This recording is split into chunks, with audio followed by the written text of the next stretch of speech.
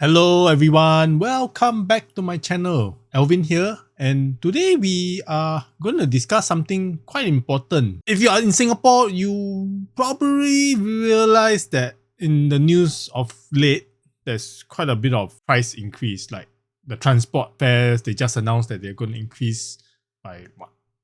I don't know how much percent it is, and then your postage rate, the first local stamp is going up by a whopping 20 cents. Now it was 32 cents, it's now going to be 52 cents. And then if you've gone to any of your Cai Peng store, your Cai Fan store, you will realize that they are giving you less rice, charging more for whatever you've ordered. It's not quite the same as before. And in this video, we can complain all you want. We can complain, till the cows come home. But in this video, I'm just going to basically just share with you what I am doing, to basically save a bit more money in this high cost environment. And not to mention that in Singapore, next year, we are going to get an increase of GST to 9%. Already in Singapore, it's already at 8% and everything's going up in price prior to that. When it hits 9%, God knows what is going to be the next increase in price. And of course, with recently, I've also renewed my utility bill, which is bonkers that I have to pay so much right now. And also my broadband subscription. GST will impact a lot of us. So in this video, I'm just going to basically share my saving habit, my ways of saving more money, in this increase in prices. Someone's missing. Let me get him. Okay, MunkMunk's here, so let's get right to it. The first thing I would urge you all is to put your money in a high interest savings account. There are quite a few, savings banks in Singapore of late. The digital banks have started and are up and running, and quite frankly, their interest is pretty high compared to the traditional banks.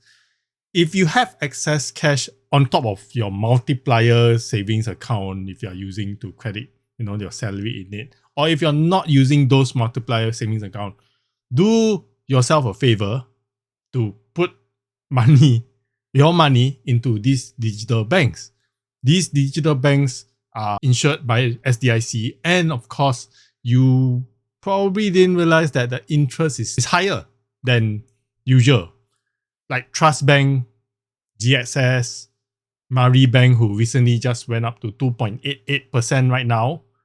And quite frankly, you should be doing it irregardless, because every little bit of interest made counts to this high inflationary environment.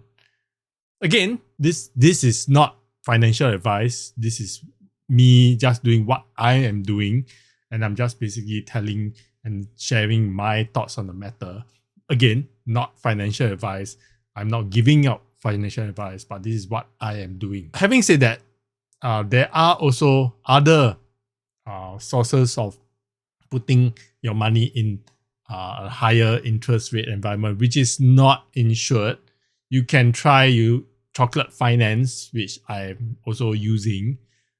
They apparently are giving you an interest of 4.5% up to 20k, which is a lot actually, to be very honest with you.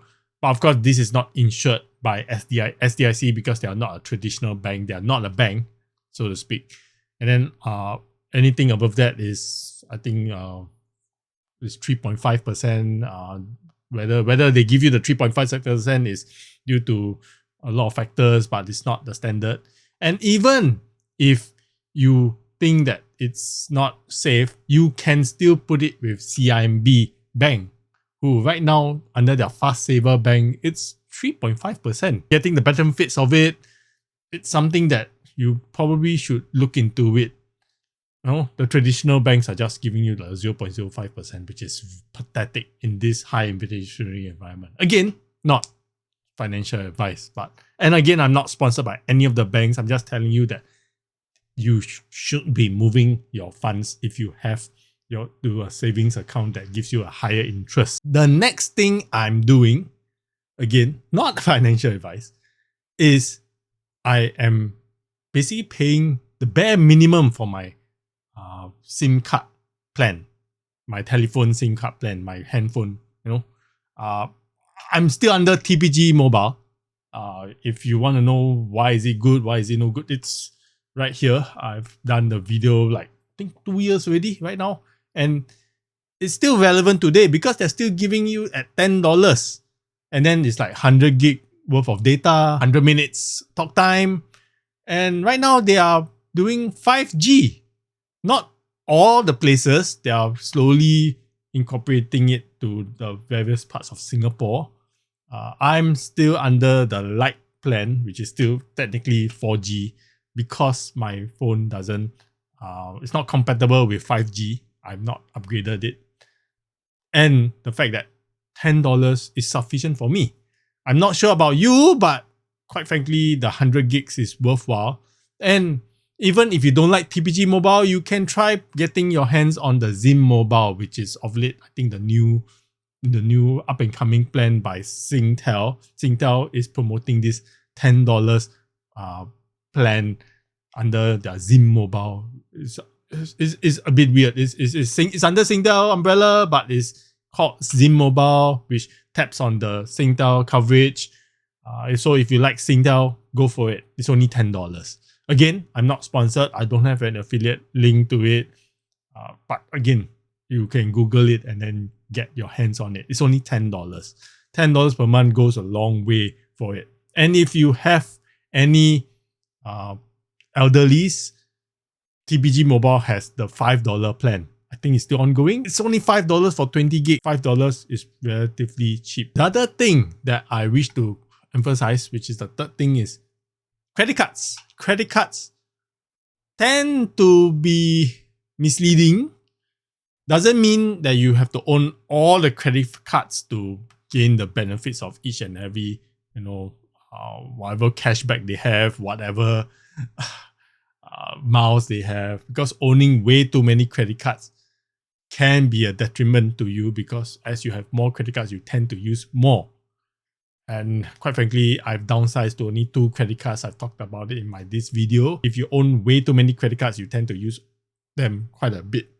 So, and then you go into debt again. So my advice is use your credit card wisely. Don't go into debt for it. Don't borrow money from the future to pay for expenditures that you shouldn't be in it. And this will be my 4th point, is going to sleep before midnight every night.